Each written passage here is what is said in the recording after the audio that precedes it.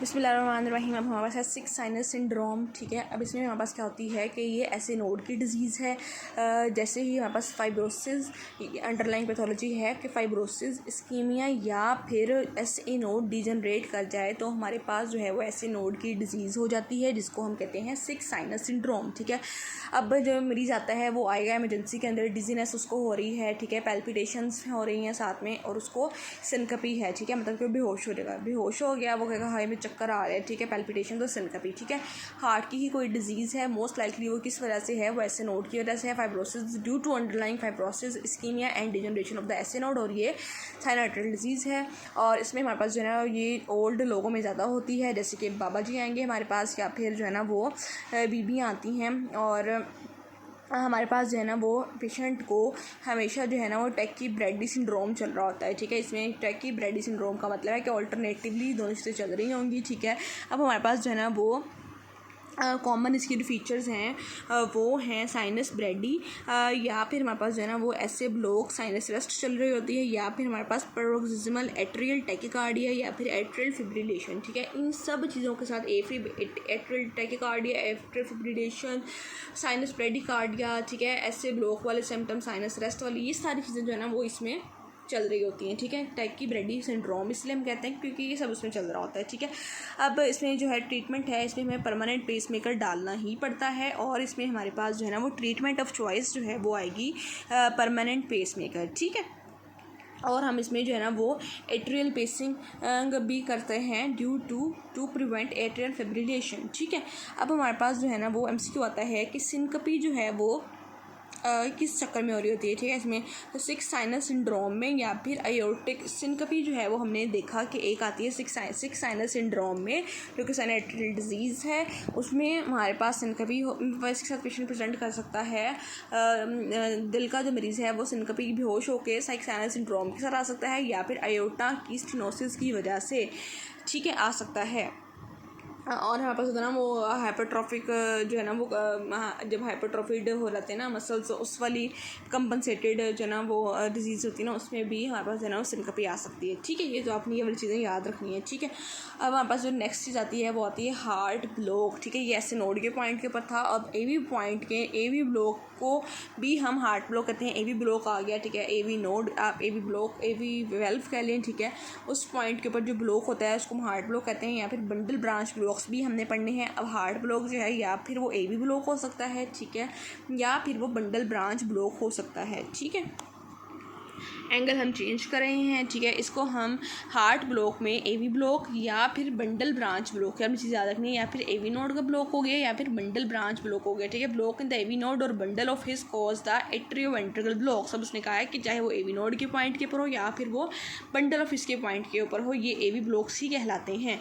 Block which are below the AV and His they lead to the bundle branch blocks. ठीक है, अब AV node और bundle of His आएगा तो ये एवी ब्लॉक्स ही होते हैं। अब इन दोनों बंडल ऑफ हिस के नीचे अगर कोई ब्लॉक आता है तो वो होता है बंडल ब्रांच ब्लॉक। ठीक है, तो हार्ट ब्लॉक जब भी आएगा आपने ज़हन में रखना है, एक होता है एवी ब्लॉक, एक होता है हमारे पास बंडल ब्रांच ब्लॉक। ठीक है, जो बंडल ब्रांच ब्लॉक है वो below the bundle of His हमारे पास जो है ना वो, फिर left bundle branch, right bundle branch, LBB और आरबीबी, ये हमने बहुत मज़े से पढ़ना है। ठीक है, इंशाल्लाह बहुत मज़े का टॉपिक है, विद सीरीज आपको कराऊंगी। ठीक है, और उससे पहले जो है हमारे पास वो एवी ब्लॉक ही आता है, वो बंडल ऑफ हिस को भी इंक्लूड करता है। ठीक है, बंडल ब्रांच ब्लॉक हमारे पास जो है वो राइट हो सकती है या फिर लेफ़्ट हो सकती है। ठीक है, ये बहुत मज़े की चीज़ है।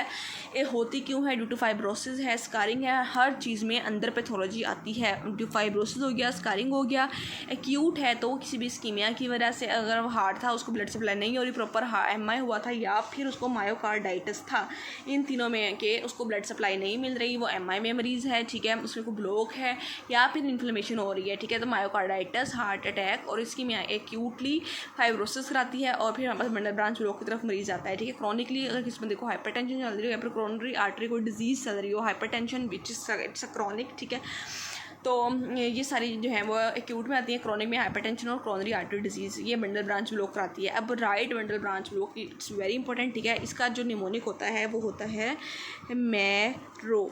ठीक है, कि हमारे पास जो ना वो V1 और V6 में हम देख रहे होते हैं कि वो हमारे पास जो है ना वो फिर चेंजेस आ रहे होते हैं। ठीक है, और उसमें हमारे पास M पैटर्न आता है, उसमें हमारे पास होता है W पैटर्न। ठीक है, अब जो राइट बंडल ब्रांच ब्लॉक होती है उसमें क्या होता है, delayed activation of the right ventricle due to conduction interruption, ठीक है।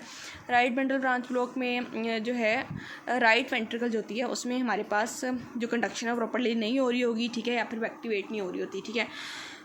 अब इसमें हमारे पास जो है वो right bundle branch block involves right ventricle, ठीक है। और हमारे पास जिसमें कॉजेज आते हैं वो आता है ड्यू टू द या फिर मतलब कि पल्मोनरी एम्बोलिज्म की वजह से, या फिर कोई एट्रियल सेप्टल डिफेक्ट था उसकी वजह से, या फिर राइट वेंट्रिकुलर हाइपरट्रॉफी हो गई, या फिर कोरोनरी आर्टरी डिजीज़ हो गई, ठीक है। ये हमारे पास राइट वेंट्रिकल, ठीक है। और ये उसमें जो है ना वो उसकी बंडल ऑफिस के नीचे वाली जो लेफ़्ट बंडल ब्रांच होती है ना, ये वो है राइट बंडल ब्रांच है, ठीक है। अब इसमें इस यहाँ से आ रहा होता है वेंट्रिकल जो है ना पल्मोनरी ट्रंक निकल रहा होता है, ठीक है। तो अगर कोई लंग्स की तरफ पल्मोनरी एम्बोलिज्म है, या फिर ऊपर जो है वो एट्रिया में जो है वो डिफेक्ट आ गया है, या फिर इसी वेंट्रिकल की हाइपरट्रॉफी हो गई है, या फिर जिसको आर्टरी सप्लाई करिए उसमें मसला आ गया है, तो हमारे पास जो है ना right bundle branch block show हो जाता है, ठीक है, शुरू हो जाती है। अब हमारे पास ना ECG पे क्या आता है, ब्रॉड क्यूआरएस होती है हमेशा मोर देन 1.2 सेकेंड्स। अब एक इसका जो रेट था ना वो मिली सेकेंड्स में होता है और सेकेंड्स में होता है, ठीक है। तो इसकी मैं ड्यूरेशन आपको नेक्स्ट वीडियो में इंशाल्लाह कराऊंगी या किसी और वीडियो में, ठीक है। टॉल डबल आर वेव्स आती हैं इन द V1 और टॉल डबल आर वेव आती है, जिसमें कहते हैं ना RR pattern.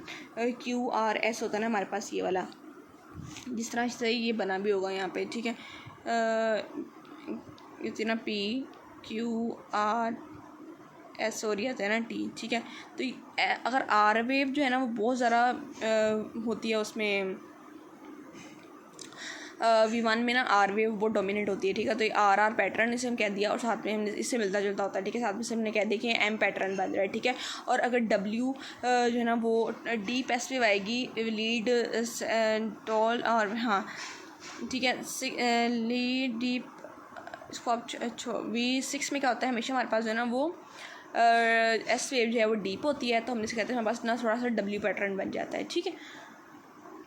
M in lead 1 and W in lead 6 है, हाँ मैरो पैटर्न आता है, इसका निमोनिक भी ER आता है, ठीक है। इसकी मैं आपको ECG जो है ना वो नीचे कमेंट्स में शेयर करूँगी आगे भी, ठीक है, फिर आपको कुछ क्लियर हो जाएगा इंशाल्लाह।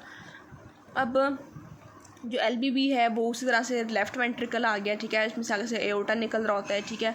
अब हमारे पास है ना इसको अगर ब्लड हार्ट सप्लाई कर रही है उसमें अभी ये इसका आ गया जो है ना लेफ़्ट बंडल ब्रांच, ठीक है। अब इससे मसला आएगा तो हमारे पास जो है ना लेफ़्ट वेंट्रिकल में हमारे पास जो है ना वो कंडक्शन इंटरप्शन की वजह से LBB स्टार्ट हो जाता है, BBB, ठीक है। Delayed activation of the left ventricle to conduction interruption, या फिर कोरोनरी आर्टरी डिजीज़ है, या फिर कोई हाइपरटेंशन चल रही है, या फिर ये एओर्टिक वेल्व है इसमें मसला रहता है, या फिर कार्डियोमायोपैथी चल रही हो, ठीक है। इसके मसला आ गया। अब हमारे पास जो है ना वो QRS ड्यूरेशन ग्रेटर देन, हमेशा ये जो है ना वो ग्रेटर देन 0.126 सेकेंड आ जाती है QRS की ड्यूरेशन। इसमें जो ड्यूरेशन थी वो 1.2 से ज़्यादा है, ब्रॉड QRS है, ठीक है। इसमें भी हमारे पास जो है QRS की ड्यूरेशन मोर देन 0.12 है, तो मतलब दोनों ब्रॉड कॉम्प्लेक्स आ जाते हैं। Deep S wave in the, अब इसमें अपोजिट हो जाता है, ठीक है। इसमें जो हमारे पास जो है ना वो लीड V1 ये होती है विलियम, ठीक है। तो जो है W पैटर्न आता है हमारे पास उसमें लीड V1 में, और V6 में हमारे पास आता है M पैटर्न, ठीक है। तो इसमें S वेव जो है ना वो PQR और S आएगी, ठीक है। और ये फिर आ जाती है T, तो हमारे पास डीप एस वेव आती है, तो हमारे पास जो है ना वो ये यहाँ बनता है W, और ऊपर जो है ना V6 में हमारे पास जो है ना वो QR, चलो आप ऐसे कर लो, और S और ये आ जाता है D, ठीक है। तो M पैटर्न आता है V6 में, ठीक है। तो इसमें हमारे पास अपोजिट हो जाती है, और क्योंकि इसमें ब्रॉड ही है, टॉल R वेव आती है, W है इन V1 एंड M है इन V6, ठीक है। अब इसमें हमारे पास जो है ना वो ये है हमारे पास जो है ना लेफ्ट बंडल ब्रांच वो कंप्लीट हो जाता है, ठीक है। अब हमारे पास जो है ना एट्रियल फ्लटर एट्रियल फिब्रिलेशन में हमेशा जो है ना वो हमने इसमें इन दोनों में करना, तो उसने वो कह रही हैं कि जो ये मेरी बेटी बहन के नोट्स हैं, ठीक है, तो हम उससे स्टडी कर रहे हैं। एट्रियल फिब्रिलेशन जो है उसमें लूपिंग नहीं होती, और एट्रियल फ्लटर में हमारे पास लूपिंग होती है, ठीक है। अभी लूपिंग का कॉन्सेप्ट जो है ये हमने अभी देखना है। हार्ट ब्लॉक्स में हमारे पास हमने कहा था कि एक तो ब्रांच बंडल के पॉइंट पे आएगा, ठीक है, बिलो द बंडल ऑफ समझ सकती है right bundle branch block, left bundle branch block, इसके अलावा AV ब्लॉक्स भी आते हैं, ठीक है। AV ब्लॉक्स में हमारे पास आती है फर्स्ट, सेकंड और थर्ड डिग्री हार्ट ब्लॉक्स, ठीक है। और इसमें हमारे पास आता है टाइप 1, टाइप 2 में हमने सेकंड डिग्री हार्ट ब्लॉक में टाइप 1 और टाइप 2 भी होता है, और थर्ड डिग्री हार्ट ब्लॉक में हमारे पास सिस्टम कहते हैं कंप्लीट ब्लॉक, ठीक है। जो लूपिंग वाली चीज़ है, नो लूपिंग और लूपिंग वाली, इसमें हम एटर फ्लटर में हमारे पास क्या होती है कि हमेशा सार टूथ पैटर्न आता है, ठीक है। और एटर फ्लटर में हम फिब्रिलेशन में हमारे पास कोई पैटर्न नहीं होता, पी वेव एब्सेंट होती है, और साथ में जो है ना वो इरेगुलर पीआर इंटरवल्स होते हैं, ठीक है। तो आई थिंक वो जो है ना वो री इंटरनेट सर्किट्स वाली और वो वाली चीज़ें कि हमारे पास जो है ना वो एक्टोपिक फोकाई किसमें बनता है। तो ये MCQ है, ये भी हमने जब इन दोनों को हम डिटेल में पढ़ेंगे, ठीक है। अब एक पीआर इंटरवल होता है, इसी में एक क्यूटी इंटरवल होता है, ठीक है। पीआर इंटरवल जो है वो ऐसे नोड की वजह से होता है, और क्यूटी इंटरवल है ये शो करता है वेंट्रिकुलर डीपोलराइजेशन को। ऐसे नोड जो है वो पीआर इंटरवल जो है जब तक हमारे पास है ना वो ऐसे नोड से AV नोड तक जाती है तब वो हमारे पास है ना पीआर इंटरवल होता है, और वेंट्रिकुलर डीपोलराइजेशन से वेंट्रिकुलर रीपोलराइजेशन तक हमारे पास क्यूटी इंटरवल होता है। ये भी MCQ है, ठीक है।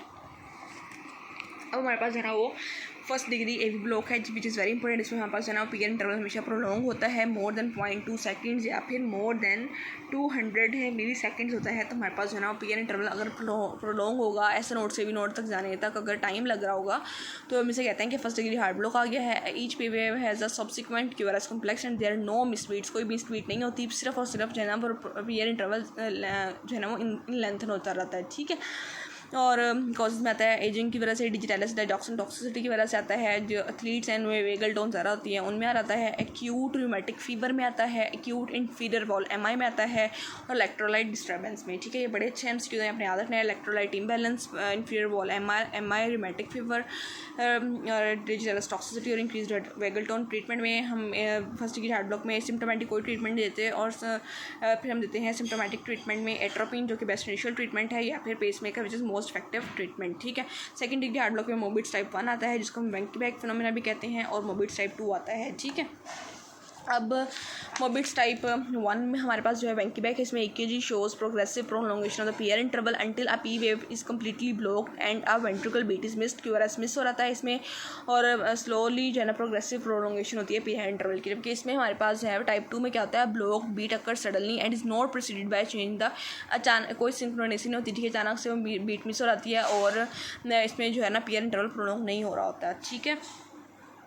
और इसमें पास है ना PR interval of the next conducted beat is shorter than the PR interval of the next conducted beat is shorter than the preceding PR interval, ठीक है। आहिस्ता आहिस्ता जो है ना वो पहले वाली में थोड़ा पीआर इंटरवल कम होगा, फिर और ज़्यादा हो जाएगा, ठीक है।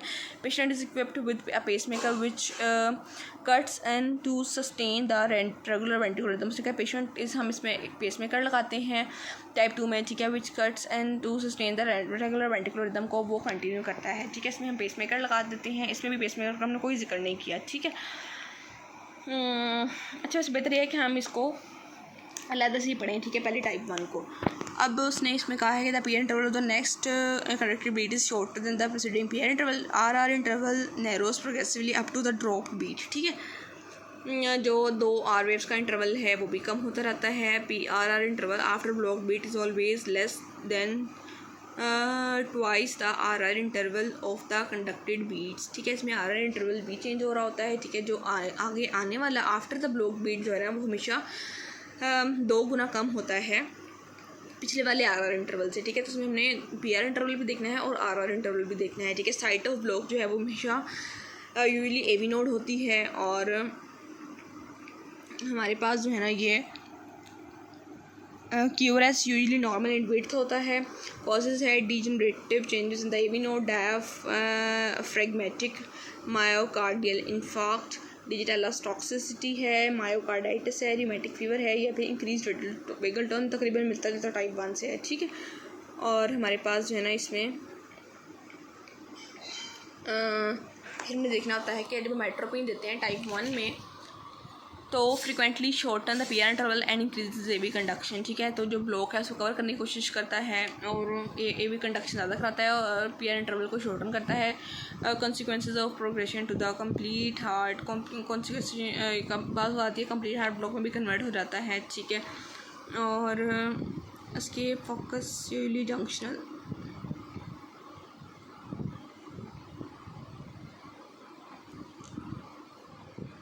या फिर जो है ना एस्केप्स फोकस यूजुअली जंक्शनल होता है, ठीक है। Narrow QRS complex rate more than 45 beats per minute, Adam stroke attack uncommon.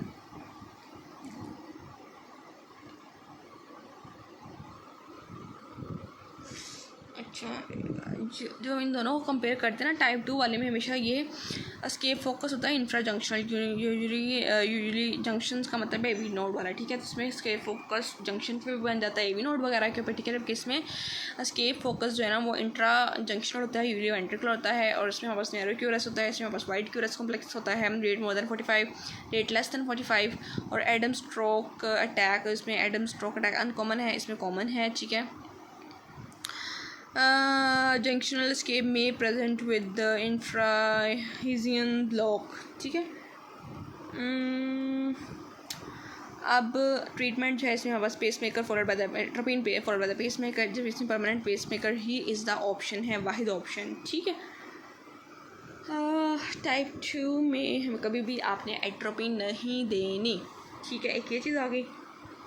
अब एक है इसमें जो हम पढ़े थे आर इंटरवल जो है, इसमें हमने कहा था कि ट्वाइस कम हो जाती है, ठीक है। इसमें R interval of the contracted beat is constant और multiple of basic R interval cycle, ठीक है। R interval of the conducted beat is constant is consistent और multiple of the basic R interval, ठीक है। अब हमारे पास जो ना वो ब्लॉक जो है इसमें था एवी नोडल, इसमें हमारे पास जो ना वो इंफ्रा नोडल होता है, नोड्स के नीचे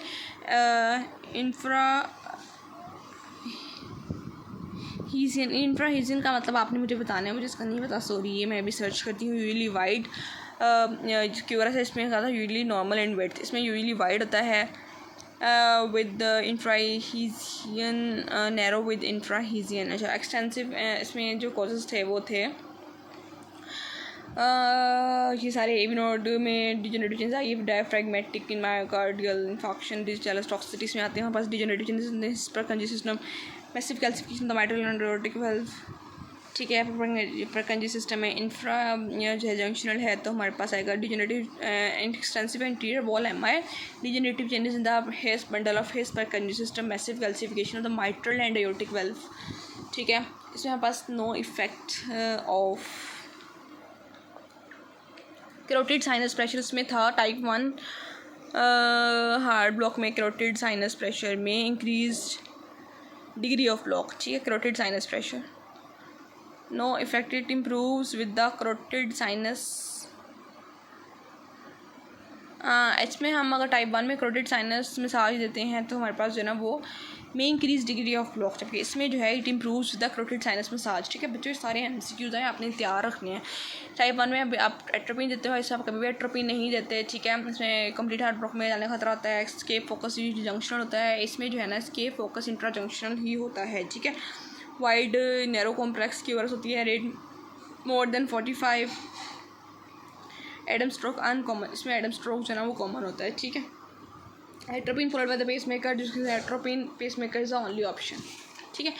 अब एक ये वाला पॉइंट के एडम स्ट्रोक वाला कॉमन, ठीक है, एक ये, और एक ये वाला पॉइंट ये जो है ना हमारे पास इंफ्रानोडल और इंफ्राहीजियन यूली वाइड ब्रंडल ब्रांच लोग क्यूआरएस विद इंफ्राहीजियन, ये वाला जो कॉन्सेप्ट है ना, ये मैं आपको कमेंट्स में एक्सप्लेन करूँगी इंशाल्लाह। ओके, बाकी नेक्स्ट वीडियो में इंशाल्लाह।